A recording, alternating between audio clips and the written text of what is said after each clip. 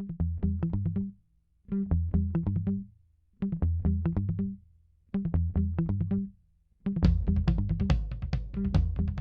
again, this is Author Hour with Richard Lyntton, and we're going to do some bonus footage, as people say, with Ken Kalfus, because I have, if you look here, I normally have 5 or 10 questions, and with Ken, I just have like pages and pages of questions.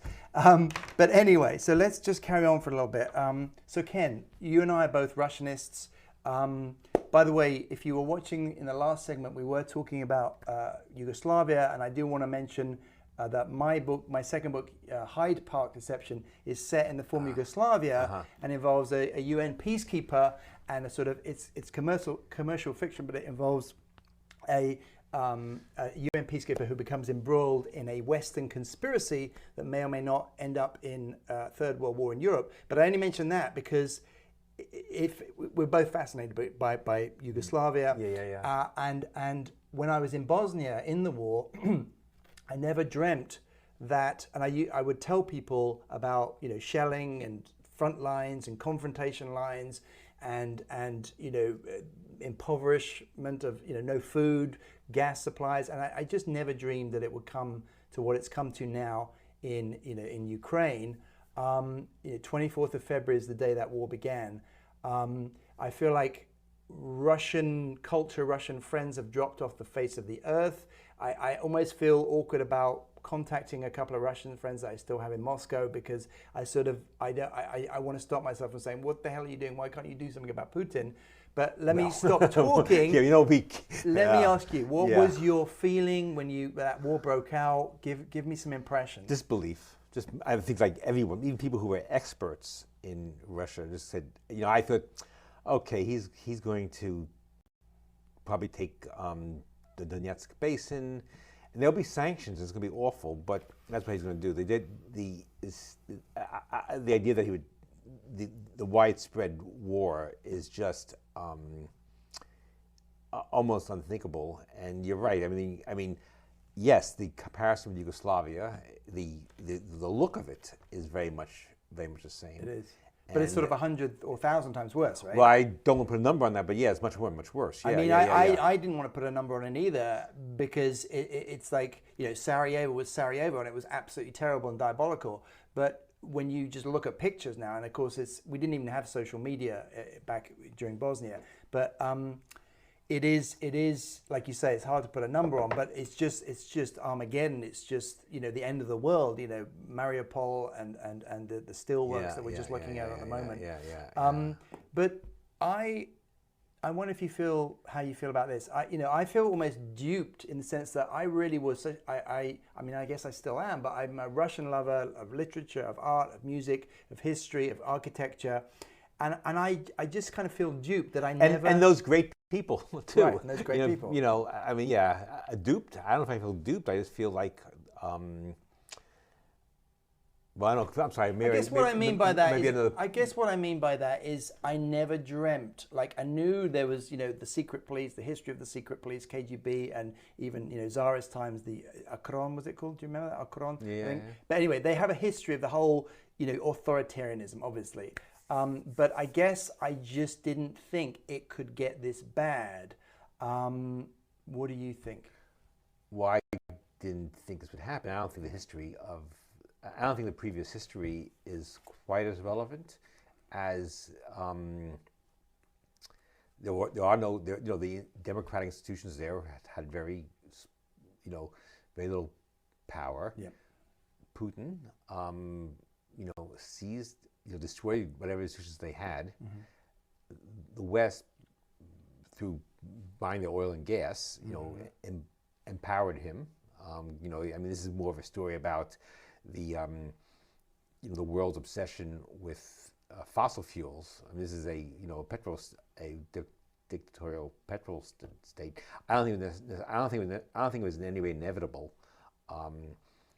Do you think it's as simple as coming down to oil and gas? I mean, I think his wealth. I think his wealth. Yeah. I think his wealth. The wealth of the country comes down in large part. And not maybe that. I don't say it's the one thing, but the problem with talking about the history is that it suggests the idea of it is inevitable, and I don't think what happened, this war was inevitable. I think,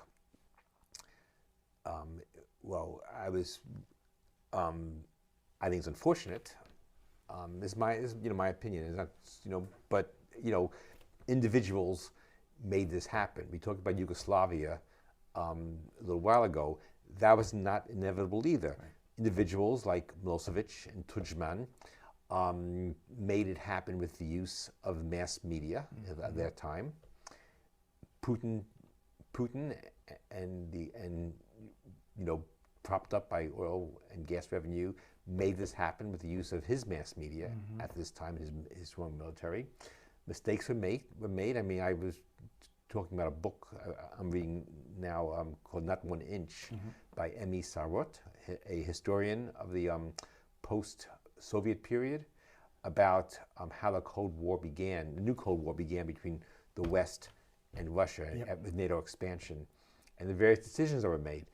These decisions were made by human beings, and some of those decisions were wrong. Some good decisions were made too. I mean, there was not the Soviet Union broke up without widespread violence, which is kind of a miracle. Right. But the violence we have now, there's a history to it. But the history is you have to go back to something that's set. I don't believe anything is inevitable. I don't believe anything is set in so-called national character. Do you think Putin has a point in as much as when I've as a former British Army officer who served in BAOR, British Army of the Rhine, as part of that Iron Curtain before it came down in Germany, tank regiment in Germany. When you look at that map, and once Gorbachev left and the Iron Curtain came down and the Soviet Union broke up, you started to see more of those countries becoming NATO countries. So I'm just wondering if you feel, as has crossed my mind over the years, I'm like, wow, they haven't done anything about this. Like, you see more NATO countries.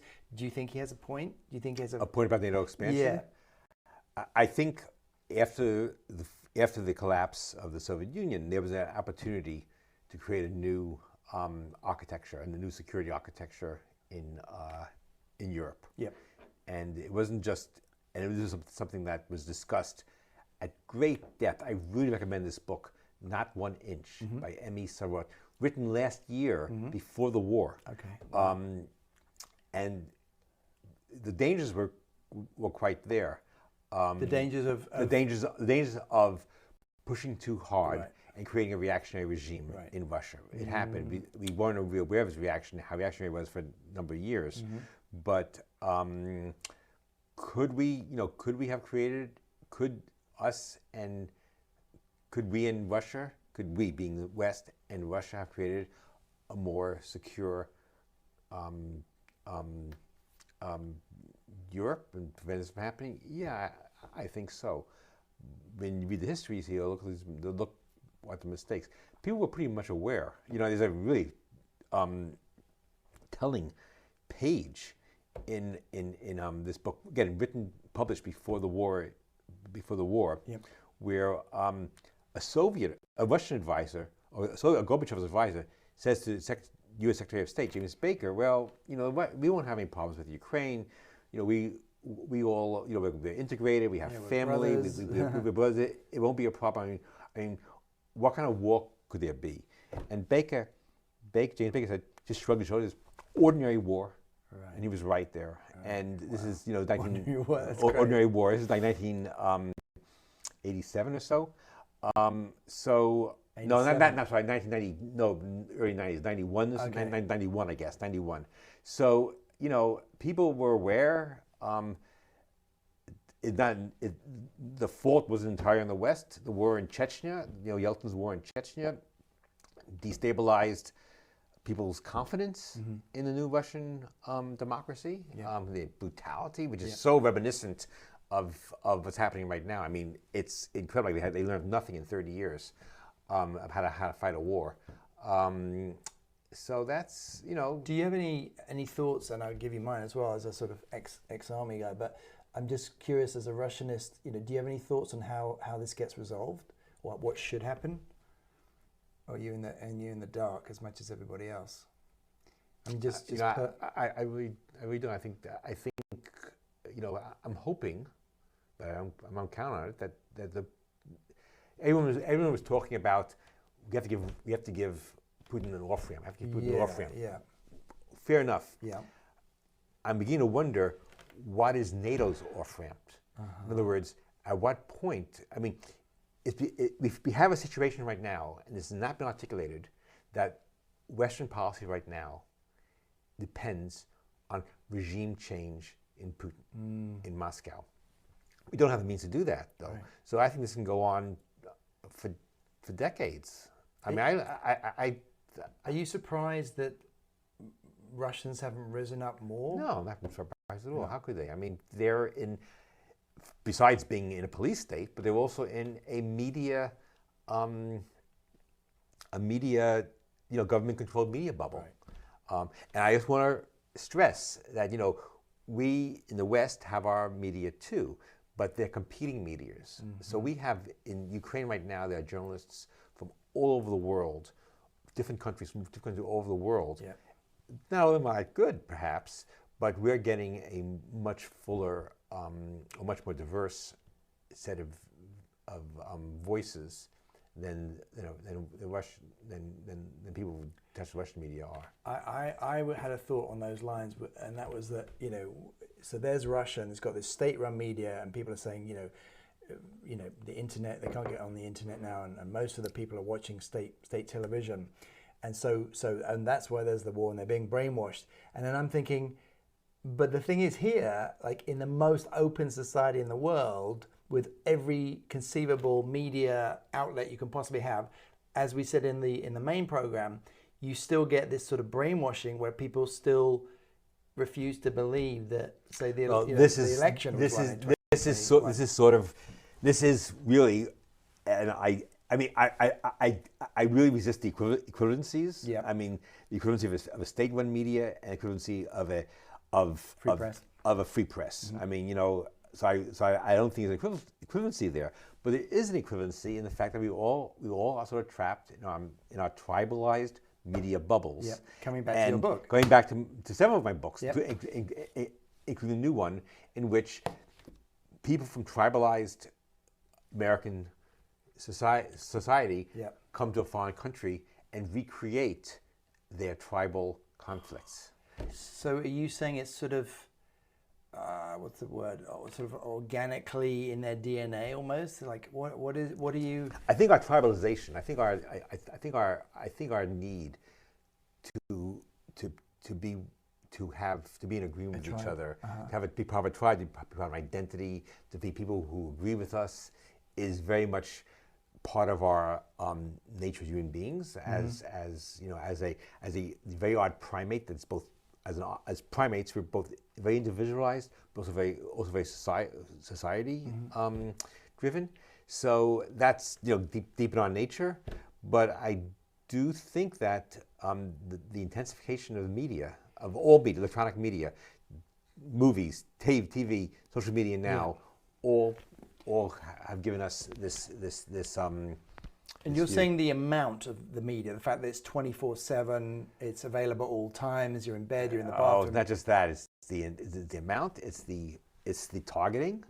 I mean, social media, in particular, is targeted to make you feel part of a group. Right. Make you angry as part of a group. Make you happy as part of a group. Right. Mostly angry though. Yeah. So this is not to say there's not such a thing as objective truth. Yeah. And there's not such a thing as say there are not media in the. Did you say there's? What did you say about truth? That does not mean there's no such thing as objective truth. There is. Yeah. And it's not to say that there are media that you can have more confidence in than. I mean, people read stuff on Twitter or Facebook. Right. My Facebook page, I don't get any politics on my Facebook page. I don't get it. You don't get any what? Politics on my Facebook page. I get because you don't engage. I guess I get a lot of pictures of cute grandkids. Right. But Twitter I certainly do, and and I get angry like anybody else. Yeah. I do feel some confidence in not trust. Yeah. But some confidence in the media outlets I read Yeah. or listen to. I listen to NPR. BBC. My wife listens to BBC. Yeah. Some BBC, but I don't really. BBC. I mean, when I'm eating my bagel in the morning, the BBC isn't on. Yeah, NPR is on. Yeah. But the New York Times, I know these supposed to be liberal things, but their brand is nonpartisan. Right. In other words, but people on the right would disagree with you. We had author Christine Miles. She does a whole thing on listening, like what it costs you not to listen. And so I ask you, what can we, like, what do you think what should be done to get rid of these like media bubbles? Because I still, nothing should be done. Nothing should be done. I mean, I don't know. I'm not talking as a. Sorry, I hit my mic. I'm not talking as a politician. I'm talking as someone who's thinking about how we live, what's happened to our society, what happens to our mind. I certainly, I'm not sure about what Christine was saying, and part of my motivation for writing this book is the awareness that I consider to be what I'm confident in. Yeah. So you write your truth. Well, not my truth, but the reporting that I'm confident in is not the reporting that someone else might be confident in. Though I'm willing, as a former journalist, to go through and say, well, let's look at the sourcing here. But I don't know.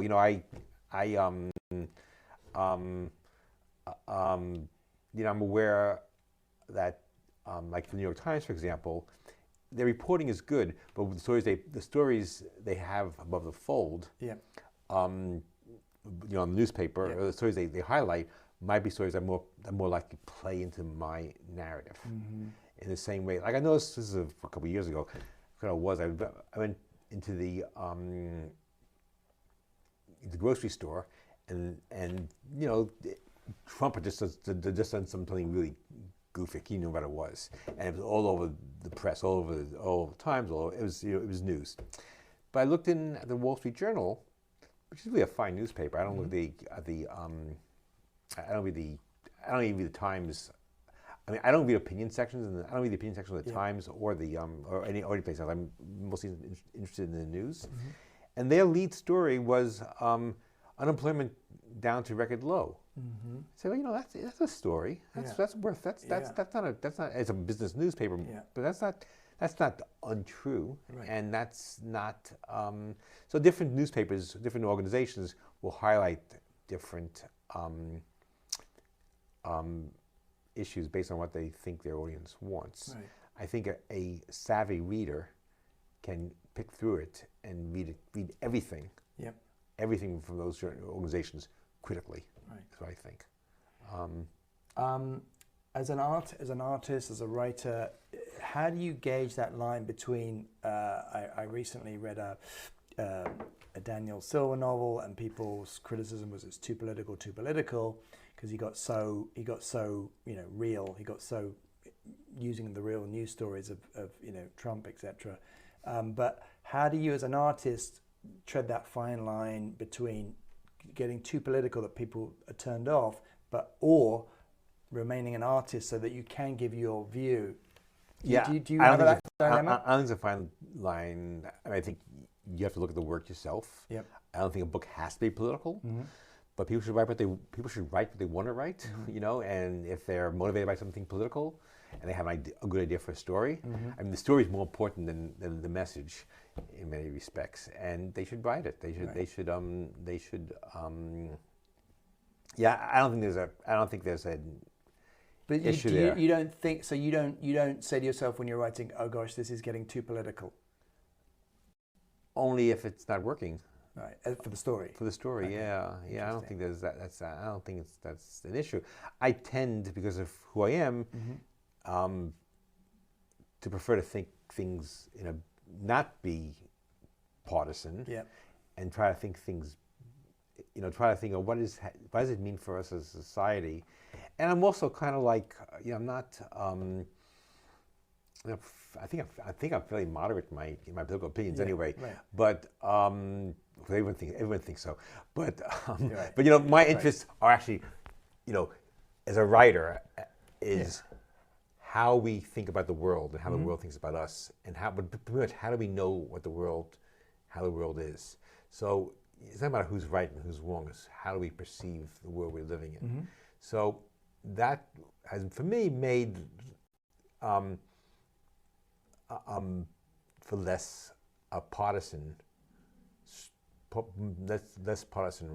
writing. In my I don't know how, in my last book of short stories, I have a book called Mr. Iraq, about a progressive journalist who supports the war in Iraq in 2003. Who has decided he's like a Tony Blair Democrat, you want to call it, or he's a liberal hawk, let's say, like a lot of writers on New Republic, and it's a comedy. Most of what I really write about is I try to be funny. Remind us again where this story is. Oh, this book is my most recent book. Yeah. Before this one, it's called Coup de Foudre. Oh, Coup de Foudre. That's a short story at the end. It's a short story in that book. Gotcha, in that book, it's called Mr. Iraq. Mr. Iraq. And it's about a guy. It's about a journalist who actually, I was against the war, but he's otherwise progressive, and his elderly father gets caught in a anti-war protest, and he has to go bail him out. And there's a comedy there. So I'm more interested in I'm actually more interested in mistakes we make, thinking we know how the world is, and it's easier for me to satirize liberals, because I'm a liberal, than the other way around. Right. You do have that comedy satire theme running throughout all your books, don't you? I try to be funny. I think this book, which I hope people will read, is funny. I hope there's comedy in there. Let me talk about can we just talk about the cover before we end, because we've got to end in a minute. But I always love to talk about covers. Just tell us, did you have any ideas for the cover? Did you have nothing to do with the cover? They had the ideas. Yeah. They gave it to me from my publisher. Gave it to me for my approval, and we Who talked your about publisher it. Again? Milkweed Editions, people who published my first two books too. Oh, great. This is my seventh book. Oh.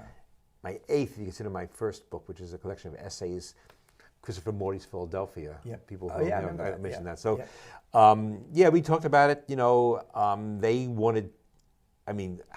What is that? I know that's the point. You got to sort of say, well, what is that? But what is that? Do you know what that is? Yeah, I do, but I'd rather not say. Oh, okay, it's part of the story. Okay. But yeah. The idea was to get something noir. I want something noirish. Yeah. I want something sort of noirish, but literary noirish. Mm-hmm. There's a American painter whose name just forget at the moment, sort of inspired the artist of this. I think I just love this cover. Did they give you options, or was that hands down your favorite? I forget. There were definitely options on this theme. Okay. Yeah, I think they gave me several options on this theme. Yeah. And we fooled around with that. I had my agents involved. So we did fool around with that a little bit. But it was really there. Brilliant. I think brilliant. Absolutely. It's cover fantastic. design. And also finally, just give us a sense of what it's like. It must be extraordinary to. It's kind of like being at the Oscars, I guess, as an actor, talking as an actor. But having this kind of literary sort of the praise already, and the anticipation. Just try and give us a sense of, what's that like to be such a successful writer? I don't know how successful. Sometimes I don't feel like you're successful. You're rushing it. Yeah. You shouldn't be. One of the reviews says unsung, the unsung Ken Kalfus. Yeah, well, it's very gratifying.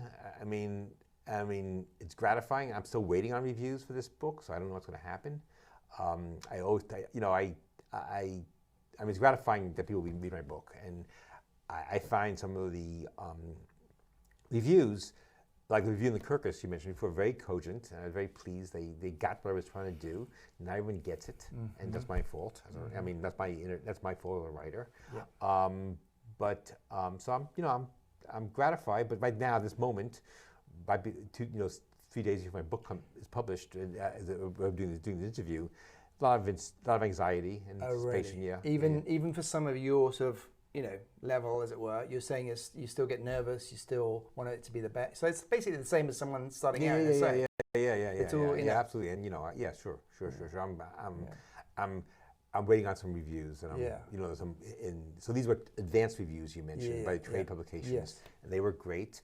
But there's no guarantee that the review in the New York Times, for example, will be that positive either. And sometimes I read reviews of my work, and I've been very lucky with reviews, but sometimes they say, "Oh yeah, I see your point there." I sometimes say, "Oh yeah." It's whenever you do work of any kind of work of art, you're taking a chance that's going to be bad. Right. And you're taking a chance what? A chance that your work will be bad. Okay, yeah. And you're taking a chance when you give it to the public. They will tell you it's bad. Yeah. So you have to. That's part of the literary life. Gotta throw it out there. And I, as a reviewer myself, I've written quite a few negative reviews. Okay. So that's you do it. Anyway, right. Well, this has been a pleasure. Thank you, Ken. Our little bonus section here. Okay, I had so many questions. I probably haven't covered all, but I'll come back. Yeah, come back again on the next one. So maybe another year, you think? No, longer than that. A little longer. Yeah. So it takes some time between handing it and publishing it. Okay. You have been watching Author Hour with Richard Lyntton, and my guest today was Ken Kalfus. His book, 2 a.m. in Little America, is being released this May 2022. Enjoy it, and we'll see you next time. Okay, thank you.